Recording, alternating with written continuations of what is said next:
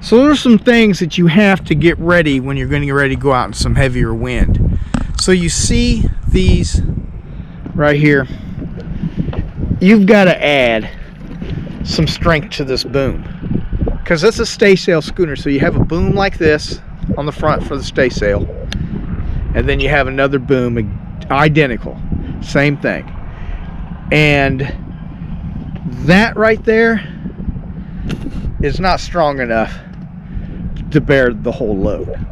So you have to, those are called fiddle blocks, and they go down there and attach to the tow rail right there. Same right here. And then that way, when the wind's pushing on it, that strengthens the whole thing up. And the same there.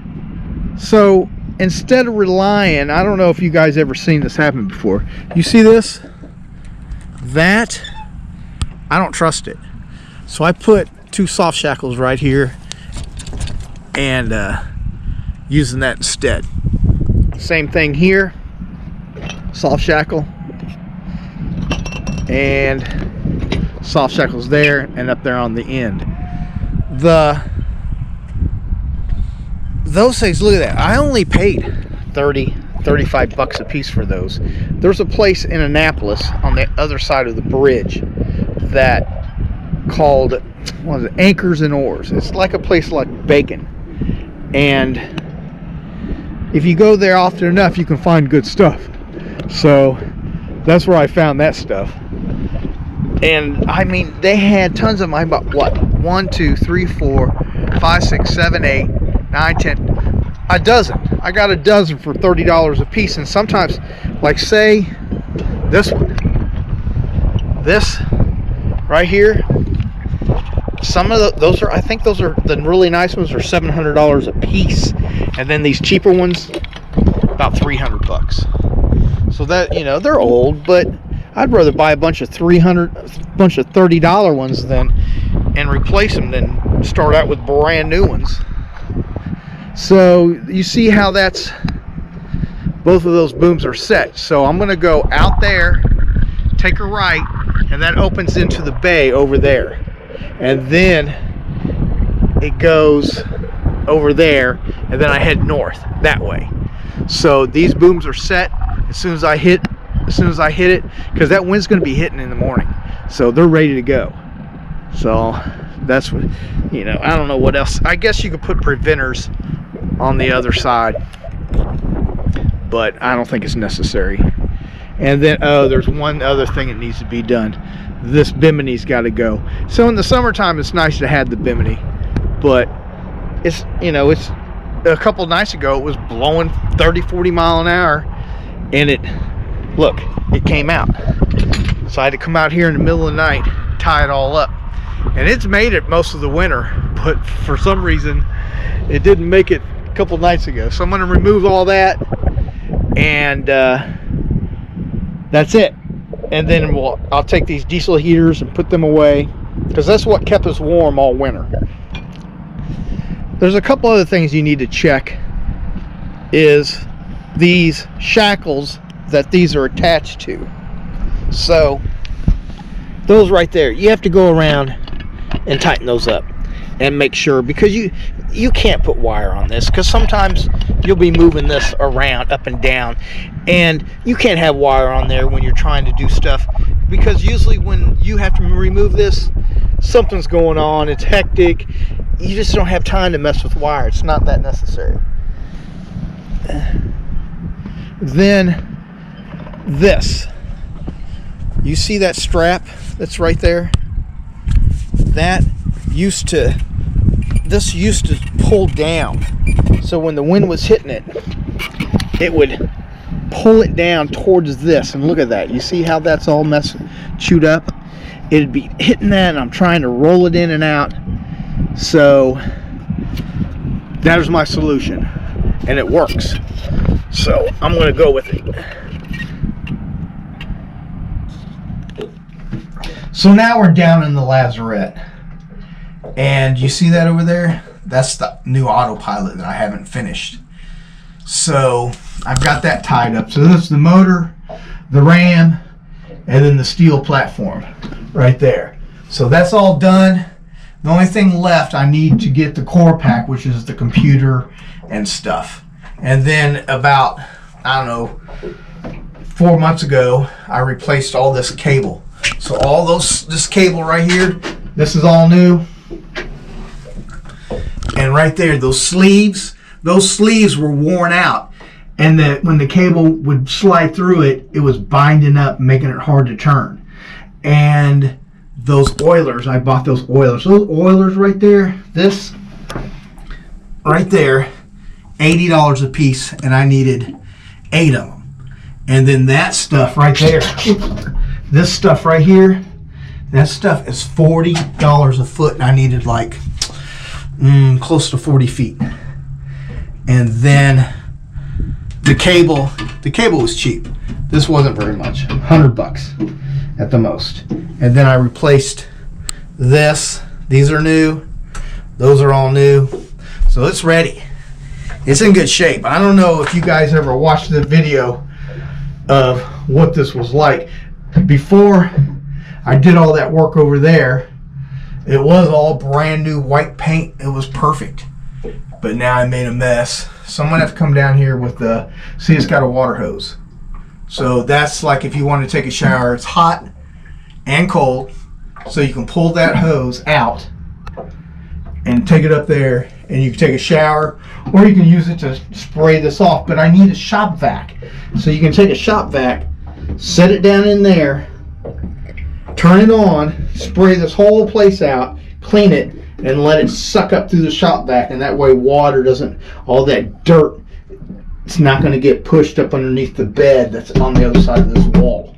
And then there's one more thing in the video that I want to show you. I need to do. I haven't done it yet, but it's right here where this, see where this attaches to this wall?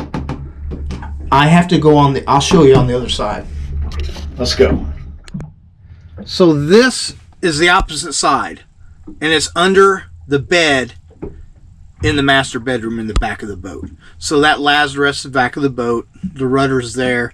That big black platform is connected to this wall, and that platform is what supports the skeg and the rudder from wobbling around down there.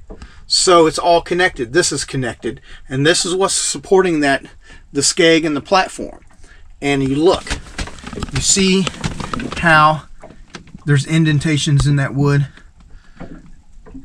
It needs a backing plate. So it needs to be about 6 inches wide, 4 foot long, and drill some holes in it to make it, to strengthen it up.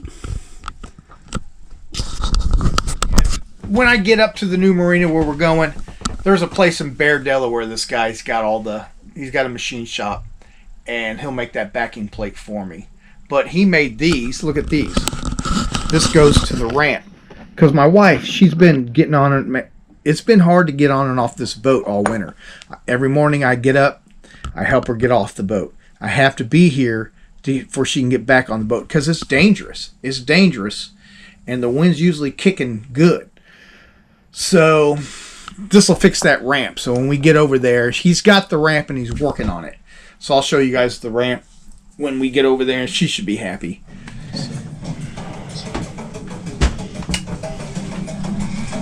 It's Friday.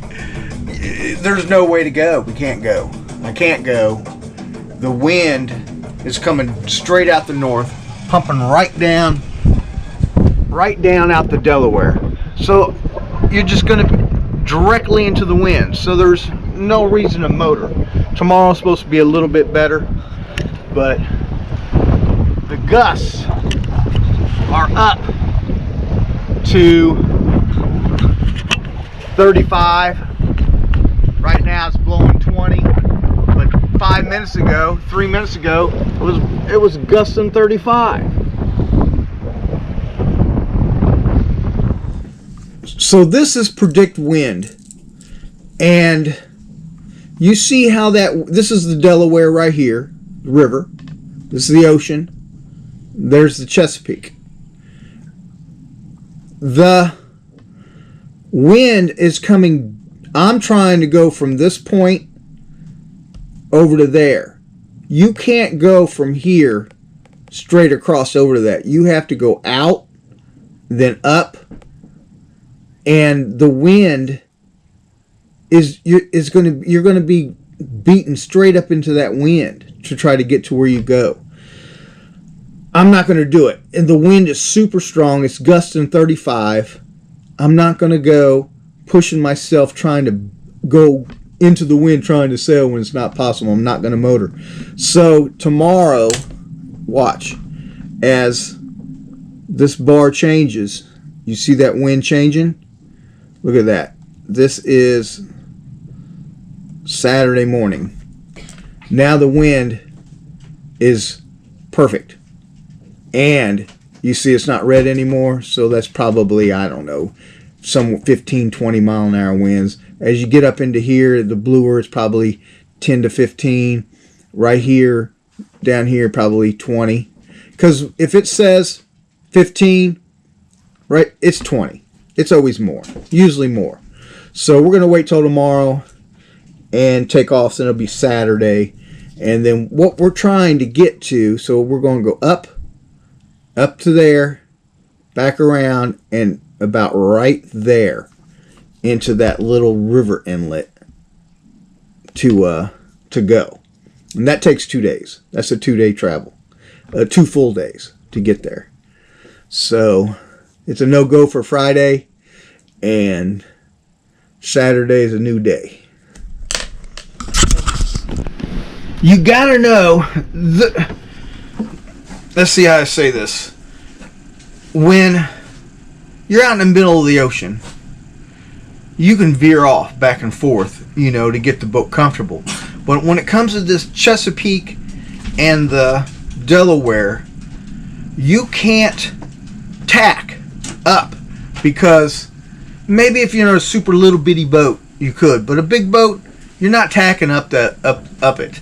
And when that wind is blowing north, coming down through the channel, it's picking up these super 6-foot choppy waves. They're sometimes 6 to 9 feet. You can't have that shit hitting broadside on the broad. It's not good. You have to. So like if you were coming from the north, coming south, you could have that wind on your back, and you could ride those waves down, because you're running with the waves. So there's really no way. There's no way. I mean, you can motor. You want to sit there and beat boom, boom, motor boom, boom like that all the way up all day long. I guess you could if you wanted to, but I'm not going to do that. I mean, tomorrow, I'll wait till tomorrow. Shelly has to work. My wife has to work on Monday. And the point was to where we have 2 cars. So we took 1 car up to that marina, and then when we got there Saturday night, we were going to sleep, get up Sunday, drive the car back down here to Lewis, pick up our other car, then both of us drive back on Sunday, and then everybody be ready to go for Monday. But now she's just going to have to use my car to get to work until we can get down here and pick up her car. Because she got a new car. We got a new car. We're not broke, but shit. Yes, this boat is expensive. It's expensive to keep things rolling or moving ahead or buying stuff because the boat wants stuff. Like I said, I showed you guys the Lazarette, still needing $3,000 for that, for the core pack. It's always asking for something. So that's the video, and tomorrow I'll do some filming and show you what it's like to be out there in the Delaware and where we're going for our first stop. So, see you later.